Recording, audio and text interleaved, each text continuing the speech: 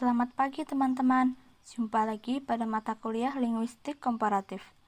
Perkenalkan, kami dari kelompok 8 yang beranggotakan Dimas Dwi Ramadan dan Linda Yulianti. Pada kesempatan kali ini, kami akan membahas tentang leksikostatistik. Beberapa hal yang akan kami bahas pada pembahasan kali ini adalah batasan pengertian, asumsi dasar, teknik leksikostatistik, klasifikasi bahasa, nilai leksikostatistik, dan juga beberapa kosakata dasar. Langsung saja ke pembahasan yang pertama adalah batasan pengertian. Jadi, leksikostatistik itu sendiri merupakan salah satu metode pengelompokan. Namun, ada istilah lain yang dinamakan glotokronologi. Pada dasarnya, kedua istilah ini berbeda. Namun, karena pengertiannya tumpang tindih dan juga penggunaannya selalu bergandengan, maka sering disamakan. Perbedaan kedua istilah ini adalah leksikostatistik itu sendiri lebih mengutamakan peneropongan kata-kata secara statistik, sementara glotokronologi lebih mengutamakan perhitungan waktu atau usia bahasa kerabat. Dalam kenyataannya, kedua bidang itu selalu dipakai secara bergandengan. Karena untuk menghitung usia bahasa dengan teknik glotokronologi selalu menggunakan leksikostatistik, begitupun sebaliknya. Kedua bidang ini dibatasi sebagai suatu teknik yang berusaha menemukan keterangan-keterangan untuk suatu tingkat waktu yang agak tua guna menentukan usia bahasa dan pengelompokan bahasa-bahasa. Jadi, yang ingin dicapai dalam teknik ini adalah kepastian mengenai usia bahasa, yaitu mengenai kapan sebuah bahasa muncul dan bagaimana hubungannya dengan bahasa-bahasa kerabat lainnya. Lanjut ke pembahasan yang kedua tentang asumsi dasar leksikostatistik. Sebelumnya, asumsi itu sendiri adalah semacam hipotesa yang diyakini kebenarannya, namun tidak perlu diadakan pembuktian atas kebenaran tersebut. Dari penelitian dilakukan, akhirnya diperoleh 4 macam asumsi dasar, yaitu sebagian kosakata bahasa sukar berubah, ketahanan kosakata adalah konstan, perubahan kosakata semua bahasa adalah sama, dan yang terakhir bila kognat diketahui, maka dapat dihitung waktu pisah antara kedua bahasa. Mari kita bahas satu persatu dari asumsi-asumsi tersebut. Asumsi yang pertama mengatakan bahwa sebagian bahasa dari kosakata sukar sekali berubah bila dibandingkan dengan bahasa lainnya. Kosakata yang sukar berubah ini adalah kosakata dasar atau perbendaharaan kata dasar yang meliputi kata-kata ganti, kata-kata bilangan, kata-kata mengenai anggota badan, alam dan sekitarnya seperti udara, langit, air, gunung, dan sebagainya, serta alat-alat perlengkapan sehari-hari, misalnya tongkat, pisau, rumah, dan sebagainya. Asumsi yang kedua mengatakan bahwa dari kosakata dasar yang ada, persentase tertentu akan bertahan selama 1000 tahun. Implikasi dari pernyataan itu adalah setiap 200 kosakata dasar, setiap 1000 tahun akan bertahan sekian persen. Kemudian pada tahun selanjutnya akan bertahan pada persentase yang sama. Asumsi yang ketiga mengatakan bahwa perubahan kosakata dasar pada semua bahasa adalah sama. Asumsi ketiga ini telah diuji dalam 13 bahasa.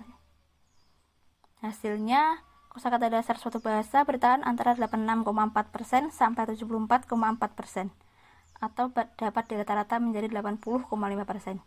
Dari sini kita dapat menemukan rumus untuk menghitung jumlah rata-rata kosakata, yaitu 80,5% kali N, di mana N ini adalah jumlah kosakata dasar pada awal kelipatan 1000 tahun bersangkutan. Misalnya, dalam 200 kosakata dasar N, sudah 1000 tahun, didapat 80,5% kali 200, tersisa 161 kata. Kemudian, dalam 1000 tahun kedua, 80,5% kali 161 kata, yaitu 129,9 kata atau dibulatkan menjadi 130 kata. Begitupun seterusnya. Asumsi yang keempat menyatakan bahwa bila prosentase dari dua bahasa diketahui, maka dapat dihitung waktu pisah kedua bahasa tersebut. Asumsi yang keempat ini merupakan konsekuensi logis dari asumsi kedua dan ketiga. Berlaku dengan syarat tidak ada hal-hal yang memperlambat atau mempercepat pemisahan tadi, misalnya karena penaklukan atau kontak-kontak sosial. Coba kita lihat tabel berikut. Jadi dalam tabel itu, berdasarkan asumsi dasar yang kedua, ketiga, dan keempat, kita dapat menghitung usia atau waktu pisah antara bahasa A dan B kalau prosentase diketahui kata kerabat kedua bahasa itu. Dan karena dalam tiap 1000 tahun kedua bahasa kerabat itu masing-masing akan kehilangan kosakata dasarnya dalam persentase yang sama, maka kita dapat menghitung waktu pisah antara kedua bahasa itu dengan dibagi 2. Misalnya, prosentase kata kerabatnya adalah 80,5%. Maka waktu pisah kedua bahasa itu adalah 500 tahun yang lalu. Dibagi 2 itu karena masing-masing bahasa dalam 1000 tahun akan kehilangan 19%. Begitupun seterusnya. Selanjutnya, pada pembahasan ketiga, terdapat teknik leksikostatistik. Untuk menerapkan asumsi tersebut, teknik yang digunakan leksikostatistik diantaranya adalah 1. Mengumpulkan kosakata dasar bahasa kerabat. 2. Menetapkan pasangan-pasangan mana dari kedua bahasa tadi adalah kata kerabat. 3. Menghitung usia atau waktu pisah kedua bahasa. Yang keempat, menghitung jangka kesalahan untuk menetapkan kemungkinan waktu pisah yang lebih tepat. Mari kita bahas teknik ini satu persatu. Teknik yang pertama adalah mengumpulkan kosakata dasar. Menurut Morris Weddes, daftar yang baik adalah 200 kata. Daftar tersebut membawa keuntungan dalam penelitian. Karena semakin singkat suatu daftar, semakin besar pula peluang untuk membuat kesalahan. Dalam statistik dikehendaki agar kesalahan yang terjadi haruslah merupakan kesalahan karena random, yang kelak akan diimbangi oleh kesalahan random yang lain. Misalnya, dalam penerjemahan kata tahu, harus dicari kata yang sama nilainya dengan pengertian itu, yakni yang menyangkut fakta, bukan mengenai orang. Teknik yang kedua adalah menghitung kata kerabat. Dalam teknik ini, ada beberapa langkah yang kita tempuh untuk menghitung kata kerabat ini. Yang pertama, glose yang tidak diperhitungkan itu adalah kata-kata kosong, yaitu glose yang tidak ada kata baiknya dalam salah satu bahasa maupun dalam kedua bahasa. Yang kedua, semua kata pinjaman entah dari bahasa-bahasa kerabat maupun dan bahasa-bahasa non-kerabat. Dalam hal ini lebih mudah untuk menetapkan pinjaman dari bahasa non-kerabat daripada bahasa kerabat. Ketiga, kata-kata jadian pada sebuah kata benda atau mengenai sebuah kata benda memperlihatkan bahwa kata itu bukan kata dasar. Selanjutnya, pengisolasian morfem terikat. Tujuan dari pengisolasian ini memudahkan bagi kita untuk menetapkan apakah satu pasangan kata menunjukkan kesamaan atau tidak. Misalnya untuk glose give, dalam bahasa Indonesia memberi, harus diisolasi morfem terikat sehingga yang dibandingkan nanti adalah bentuk dasarnya, yaitu beri. Yang ketiga, penetapan kata kerabat. Untuk menetapkan kata kerabat ini, kita akan menggunakan 2 bahasa, yaitu bahasa Sika dan bahasa Liu. Sebuah pasangan kata itu akan dinyatakan sebagai kata kerabat bila memenuhi salah satu syarat berikut. Di antaranya pasangan itu identik, pasangan itu memiliki korespondensi fonemis, kemiripan secara fonetis, atau salah satu fonem yang berbeda. Yang pertama, pasangan itu harus identik. Pasangan identik itu adalah pasangan kata yang semua fonemnya sama betul. Misalnya, glose-nya api, sikanya api, liunya api, kemudian glose-nya abu, sikanya awu, liunya juga awu. Yang kedua, pasangan itu memiliki korespondensi fonemis. Bila perubahan fonemis antara kedua bahasa itu terjadi secara timbal balik dan teratur, serta tinggi frekuensinya, maka bentuk yang berimbang antara kedua bahasa itu dianggap berkerabat. Misalnya, glose-nya siapa, bahasa sikanya hai, bahasa liunya sai. Glose-nya satu, bahasa sikanya ha, bahasa liunya esa. Yang ketiga, kemiripan secara fonetis. Yang dimaksud mirip secara fonetis ini adalah ciri-ciri fonetisnya harus cukup serupa sehingga dapat dianggap sebagai alofon. Misalnya, glose-nya gigi, sikanya niu, liunya nii. Glose-nya kaki, sikanya wai, liunya hai. Yang terakhir, terdapat satu fonem berbeda. Bila dalam satu pasangan kata terdapat perbedaan satu fonem, tetapi perbedaan itu terjadi karena pengaruh lingkungan, sedangkan dalam bahasa lain pengaruh itu tidak berlaku, maka pasangan itu ditetapkan sebagai kata kerabat. Misalnya, ketika glosnya mendorong, bahasa sikanya JK dan bahasa Lionya Joka. Itu disebut sebagai kata kerabat. Sudah menetapkan kata kerabat dengan prosedur seperti di atas, maka dapat ditentukan misalnya persentase kekerabatan dua bahasa itu. Persentase kata kerabat dihitung dari jumlah pasangan yang sisa, yaitu 200 kata dikurangi dengan kata glos yang tidak diperhitungkan karena kosong, pinjaman, dan sebagainya. Dari bahasa Sika dan Lio tersebut, hanya terdapat 195 pasangan yang lengkap. 5 glos lainnya tidak mempunyai pasangan. Dari 195 pasangan yang ada, terdapat 63 pasangan kata kerabat, atau hanya 32% kata kerabat. Dari sini kita dapat menghitung waktu pisah. Waktu pisah antara dua bahasa kerabat yang telah diketahui dapat dihitung dengan pergunakan rumus W sama dengan log C dibagi 2 log R, di mana W adalah waktu perpisahan dalam ribuan, R retensi, kemudian C kata persentase kerabat, dan log adalah logaritma. Mula-mula kita dapat mencari logaritma C dan R dalam daftar logaritma, kemudian logaritma R dikalikan dengan 2, kemudian hasil dari C dibagi dengan hasil dari nomor 2, hasil dari pembagian nomor 3 menunjukkan waktu pisah dalam 1 ribuan tahun. Hasilnya terakhir ini dapat kita kalikan 1000 untuk menentukan tahun biasa. Langsung saja kita ke contoh bahasa Sika dan Lio. Diketahui log C sama dengan 0,32 didapat dari 32% kata kerabat, dan log R adalah 0,805. Maka log 0,32 dibagi 2 kali log 0,805, hasilnya negatif 1,139 dibagi 2 kali negatif 0,217, hasilnya 1139 dibagi 0,434, hasil akhirnya 2,624. Kita kalikan 1000, hasilnya 2624 tahun yang lalu.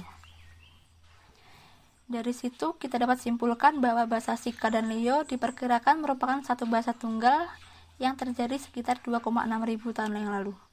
Kemudian bahasa Sika dan Lio diperkirakan mulai pisah dari bahasa Proto pada abad ke-6 sebelum Masehi. Selanjutnya, menghitung jangka kesalahan. Cara ini biasa dipergunakan untuk menghindari kesalahan dalam statistik, atau memberi suatu perkiraan bahwa suatu hal terjadi bukan dalam waktu tertentu, tetapi di dalam suatu jangka waktu tertentu. Dalam metode statistik dikembangkan cara tertentu untuk menghitung jangka kesalahan yang mungkin timbul dalam perhitungan tersebut, yaitu dengan 3 cara. 1. Ketepatan perhitungan diperkirakan bergeser 68% dari kebenaran, atau untuk mudahnya dikatakan 0,7 mengandung kebenaran. Yang kedua, ketetapan perhitungan dapat diperkirakan 90% atau 0,9 dari kebenaran. Dan yang terakhir, kebenaran diperkirakan 50% atau 0,5 dari keadaan yang sebenarnya. Untuk menghitung jangka kesalahan, kita bisa menggunakan rumus S akar C dalam kurung 1 dikurang C tutup kurung per N, di mana S sama dengan kesalahan standar dalam prosentase kata kerabat, sedangkan C adalah prosentase kata kerabat dan N merupakan jumlah kata yang diperbandingkan. Sebagai contoh, S sama dengan akar 0,32 buka kurung 1 min 0,32 tutup kurung per 195. Lalu akar 0,32 dikali 0,68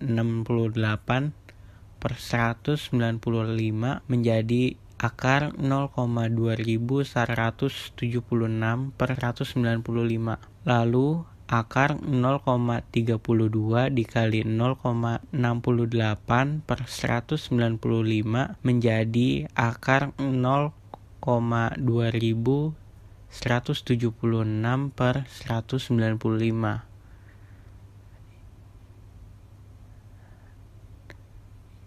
Yang menjadi akar 0,00111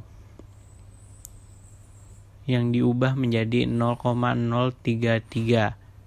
Jadi W sama dengan log C per 2 log R sama dengan log 0,35 per 2 log 0805 sama dengan min 1050 per 2 dikali min 0 per 2 kali min 0,217 sehingga hasilnya 1000,050 per 0,434 sama dengan 2419 ribu tahun yang diubah menjadi 206 sehingga menjadi 2624 dikurang 2419 menjadi 205. Angka 205 inilah yang harus ditambah atau dikurangi dengan waktu lama untuk memperoleh usia atau waktu pisah kedua bahasa ini. Kesimpulannya, bahasa Sika dan Lio merupakan bahasa tunggal pada kurang lebih 205 tahun yang lalu. Bahasa Sika dan Lio juga merupakan bahasa tunggal pada 2829 hingga 2419 tahun yang lalu. Bahasa Sika dan Lio mulai terpisah dari bahasa Proto antara 847 hingga 437 sebelum Masehi, dihitung dari 1982. Dengan dasar-dasar leksikostatistik, Swedish mengusulkan suatu klasifikasi untuk menetapkan kapan dua bahasa disebut dialek, kapan sekelompok bahasa disebut keluarga bahasa atau language family, bila mana sekelompok bahasa termasuk rumpun bahasa atau stok, dan sebagainya. Klasifikasi Swedish seperti dikemukakan pada tabel yang ditampilkan berlaku hanya sebagai dasar. Klasifikasi nyatanya pada bahasa kerabat, sehingga jelas bagaimana kedudukan atau hubungan antar bahasa-bahasa itu satu sama lain. Seperti contoh pada berikut di sini, antara beberapa bahasa Lam Holot Tengah yang terdapat di Pulau Lembata, Nusa Tenggara Timur. Melihat data-data pada tabel yang ditampilkan, tampak bahwa presentasi kata kerabat yang terbesar adalah antara Lewotala dan Imololo sebesar 88%, dan antara Lewuka dan Kalika sebesar 85%. Hal ini berarti bahasa-bahasa itu membentuk kelompok tersendiri. Nilai leksikostatistik berguna bagi antropolog dan ahli sejarah. Data leksikostatistik memberi gambaran mengenai tingkat perkembangan bahasa dan dialek.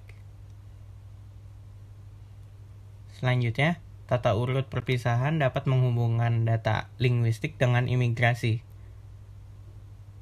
Selain itu, data leksikostatistik juga dapat mengandung lokasi geografis seperti kontak kebudayaan dan dialog proto.